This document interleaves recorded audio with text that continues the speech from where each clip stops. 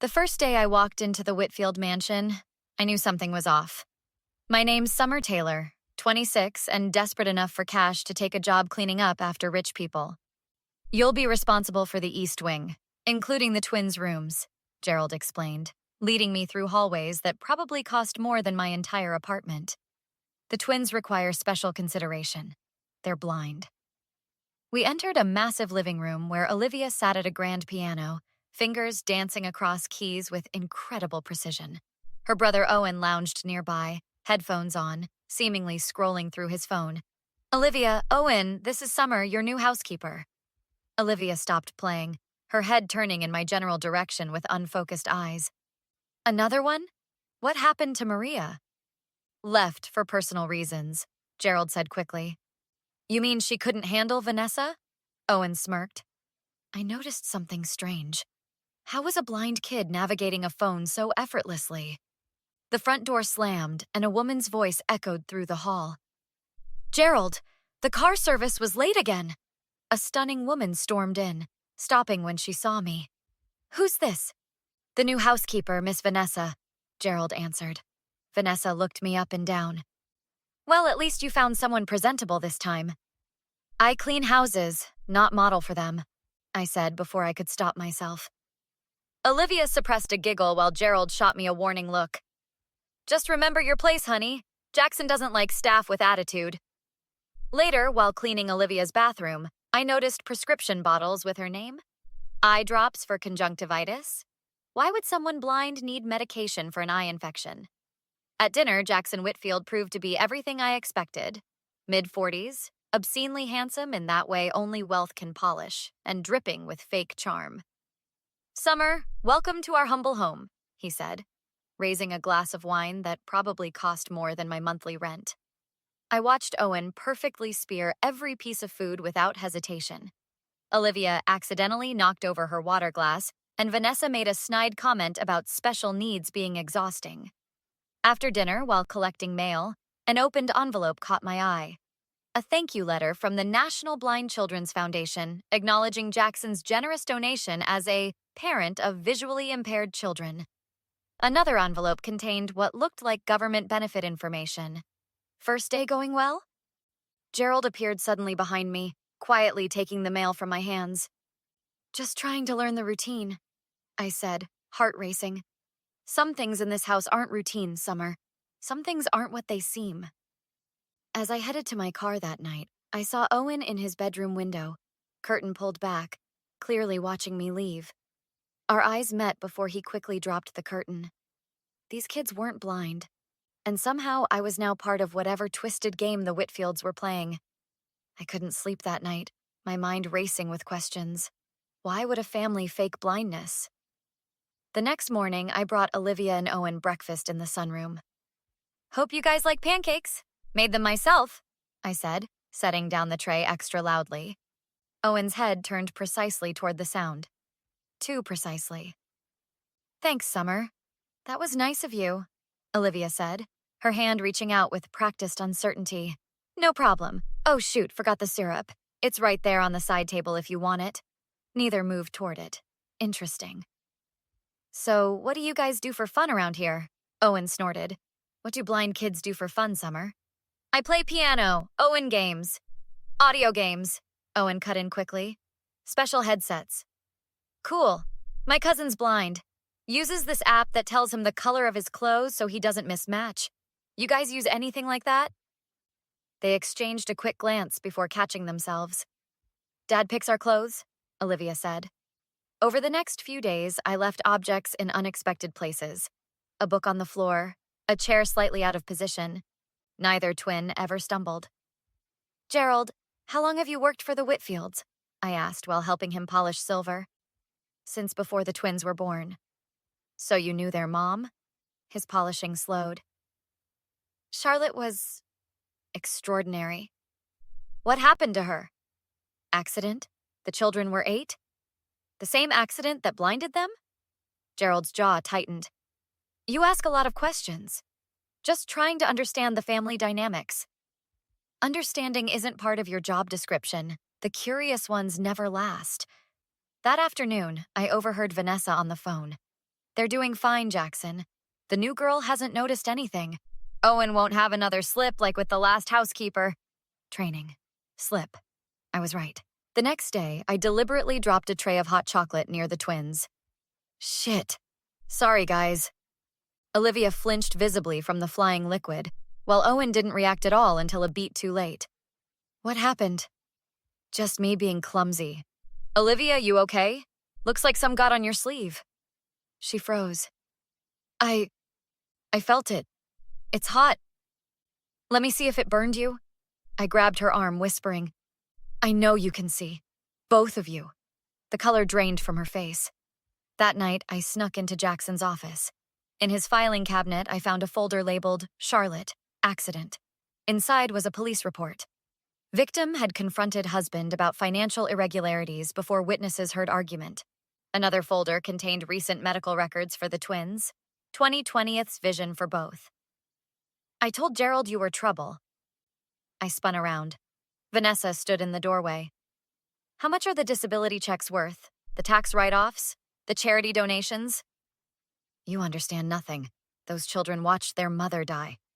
So Jackson traumatized them by making them pretend to be blind? For money? For protection, came Gerald's voice as he appeared.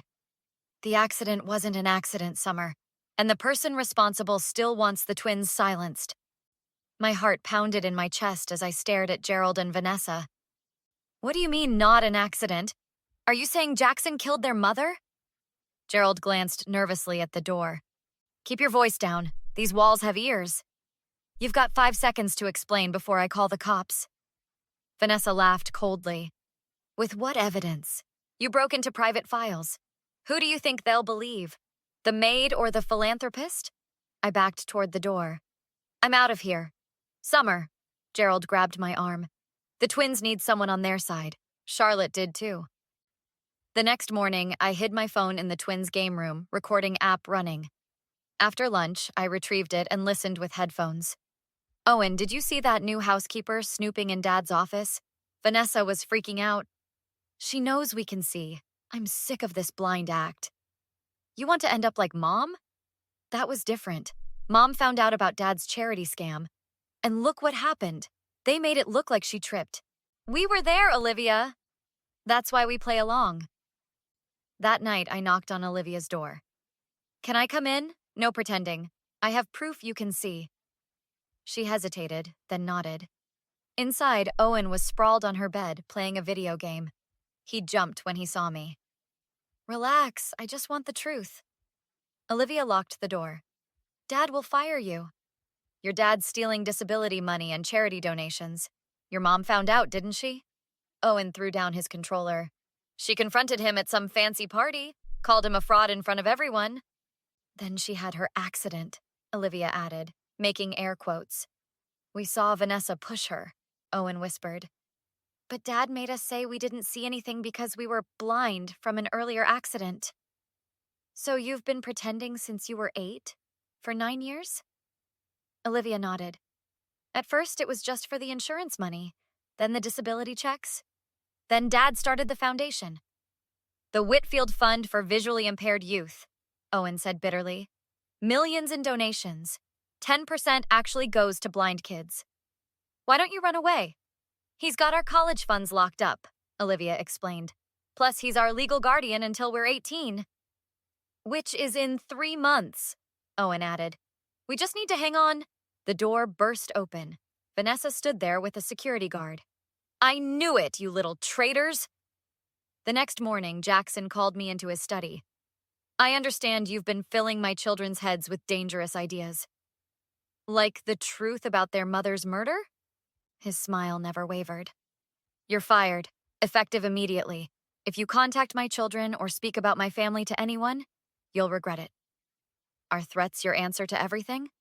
No, sometimes money works better. He slid a check across the desk. 50,000 to forget everything you think you know. I left the check. I'll be back for the twins. Security will escort you out. As the guard walked me to my car, Gerald appeared, slipping something into my pocket.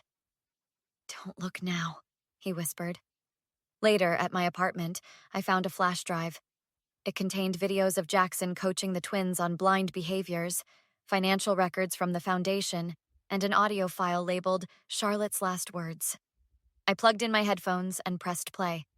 If anything happens to me, Jackson did it. He's using our children to steal. The recording cut off with a scream and a thud. I picked up my phone and dialed. Detective Rodriguez? I have evidence of fraud, child abuse, and murder. Detective Rodriguez tapped his pen against the conference table. The financial fraud is clear-cut. The murder, that's trickier. But you believe me? I believe something's not right. We're exhuming Charlotte Whitfield's body tomorrow. My college roommate Maya rushed in, press badge swinging. So we're talking fraud, child abuse, and potentially murder? Against the great Jackson Whitfield? My phone buzzed. A text from Olivia. Dad sending us to special school in Switzerland tomorrow. Help, I showed Rodriguez. We're out of time.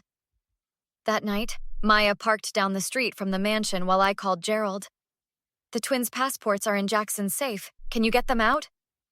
Already done, but the security system, I still have the code from when I worked there. At midnight, I slipped through the garden gate. Gerald met me with the twins. You came back, Owen whispered, hugging me. Olivia clutched a small bag. We only took Mom's things. Gerald handed me an envelope. More evidence. Bank transfers to the detective who ruled Charlotte's death an accident. Suddenly, floodlights illuminated the garden. Going somewhere? Jackson emerged from the shadows, Vanessa beside him. It's over, Jackson. The police are exhuming Charlotte's body.